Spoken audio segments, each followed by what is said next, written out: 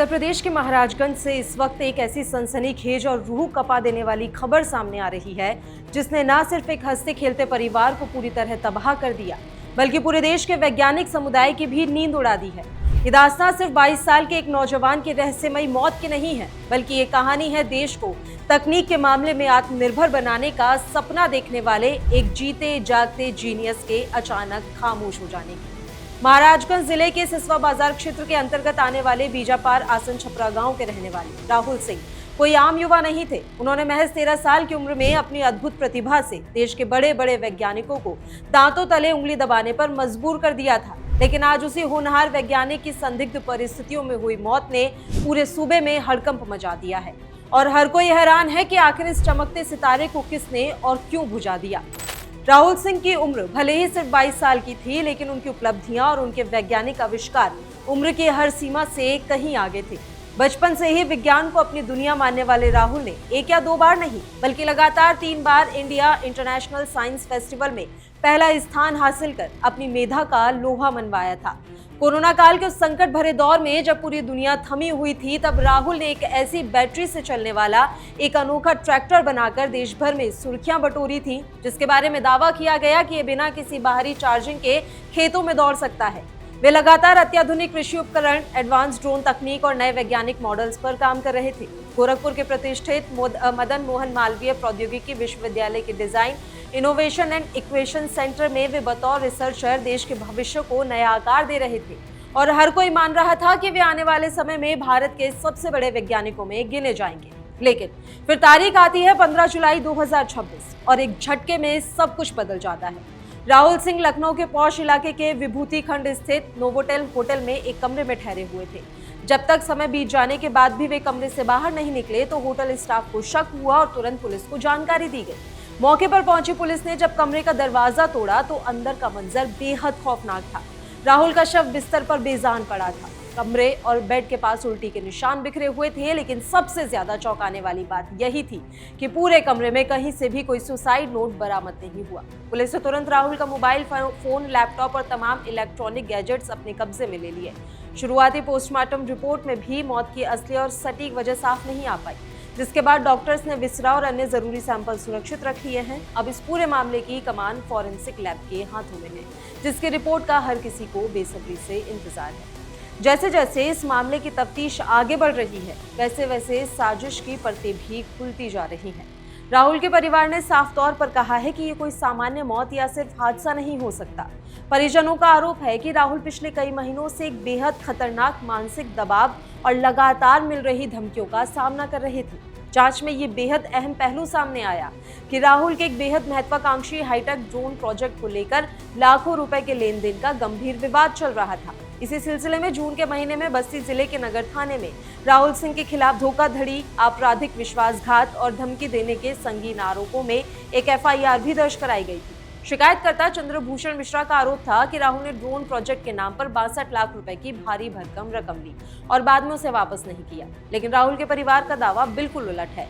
उनका कहना है कि इसी झूठे केस और पैसों के अवैध दबाव का इस्तेमाल कर राहुल को अंदर ही अंदर इस कदर मानसिक रूप से प्रताड़ित किया गया कि वह गहरे अवसाद के दलदल में धंसते चले गए। इस पूरे रहस्यमय मामले ने तब एक नया और बेहद आक्रामक मोड़ ले लिया जब राहुल के बड़े भाई रोहित सिंह ने लखनऊ के विभूति खंड थाने में एक नई और लिखित तहरीर दी। इस तहरीर के आधार पर पुलिस ने एक त्वरित कार्रवाई करते हुए नोएडा के सेक्टर 49 के रहने वाले एक ही परिवार के 4 रसूखदार लोगों चंद्रभूषण मिश्रा, तपिश मिश्रा, उदित मिश्रा और तारिणी मिश्रा के खिलाफ भारतीय न्याय संहिता की गंभीर धाराओं के तहत मुकदमा दर्ज किया।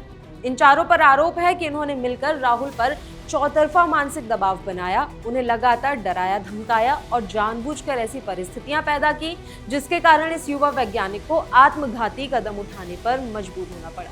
डायनामाइट न्यूज ग्राउंड रिपोर्टर के मुताबिक इस घटना के बाद से महाराजगंज में भारी आक्रोश और शोक की लहर है। मामले की संवेदनशीलता को देखते हुए जिले के DM गौरव सिंह और SP शक्ति मोहन अवस्थी खुद पीड़ित परिवार के घर पहुंचे। अधिकारियों ने करीब 1 घंटे तक बंद कमरे में बैठकर परिजनों का दर्द सुना और भरोसा दिलाया कि पूरी जांच निष्पक्ष, पारदर्शी और बिना किसी बाहरी दबाव के की जाएगी। महाराजगंज जनपद का उभरता हुआ वैज्ञानिक राहुल सिंह की संदिग्ध परिस्थिति में लखनऊ के होटल में डेड बॉडी मिली है जन्मदिन के 2 दिन बाद उसकी डेड बॉडी मिलने का कारण स्पष्ट नहीं हो पाया। अभी फिलहाल महाराज के जिलाधिकारी और पुलिस अधीक्षक उनके घर पे आए थे। यहाँ पे देख सकते हैं घर के लोग परिजन हैं, इनकी माता जी पूरे लोग जो है में जो है अदा कर रहे हैं और पूरी तरह से रो रहे हैं। माता जी, क्या लग रहा है आपको, आपके बच्चे की हत्या हुई है या फिर हमको यही लग रहा था, और कुछ नहीं लग रहा सर। इतने दिन से बात हुआ हमारे साथ, कुछ भी ऐसा मैटर नहीं था उसको, लेकिन जिससे दुश्मन आई है सब, अब भगवान ही जानेंगे क्या हुआ क्या नहीं। तो फोटो उनका डेड बॉडी मिला था, उसके शायद 2 दिन पहले उनका जन्मदिन, बात हुई थी आप लोगों से? बात हुआ था सर, लेकिन अब फूस कर जन्मदिन भूल गए थे, हमको याद नहीं। इसके पहले कभी कोई धमकी मिलने का कारण या फिर कभी परेशान रहे हो, घर पे आए हो कभी तो आपसे कोई? परेशान तो था इस समय, धमकी भी मिला था। कौन दिया था धमकी? अब पहली नाम जान रही हमको। आप क्या है? मैं उसकी बड़ी बहन है। ये बताइए, भी घर पे आए थे कुछ परेशान, कुछ आप लोगों से, परिवार के लोगों से कुछ बताए थे, कुछ धमकी वगैरह क्या पे? कुछ धमकी तो एक फरवरी में मिला था, जो व्हाट्सएप पे लगाया था, जो MMM के प्रोफेसर ज्योत सिंह हैं और कई लोग उनके साथ हैं जो मिले हुए हैं, और वही सब धमकी दे हो रहे थे। और पूरा घाट में कट्टा उट्टा दिखाए से मारने उन्हें की धमकी। इस बात को लेकर धमकियाँ मिलना शुरू? जैसे ये हमेशा पैसा देता था उनको। कौन देता था? भाई मेरा पैसा देता था हमेशा, कोई भी चीज़ हो हमेशा उनको पैसा दिया है, किया। किस चीज़ का पैसा? किस ऐसे ही जब भी उन्होंने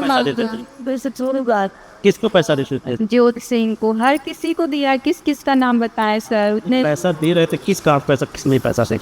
खाने पीने के लिए मांगते थे लोग, दारू पीने के लिए मांगते थे लोग, कपड़ा खरीदने के लिए, ज्वेलरी खरीदने के लिए, पार्टी करने के लिए। किस किस चीज़ का हम आपसे बताएं? उम्र नहीं था मेरे भाई का, तो फिर उन्होंने क्या कि ये सब सारे काम देखते थे। भैया बता सकते हैं?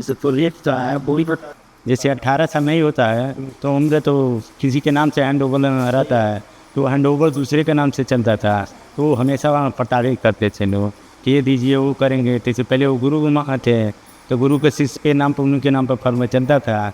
अब उसके बाद वो सब इसी तरह उनको कर। धमकी कौन दे? तो धमकी तो इस समय लगभग 3-4 महीने पहले वो चंद्रभूषण मिश्रा थे। कौन है चंद्रभूषण मिश्रा? कहाँ का? कोई प्रोजेक्ट उनका भी बिजनेस है।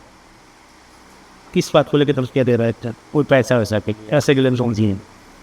आप लोग की अगली मांग क्या है?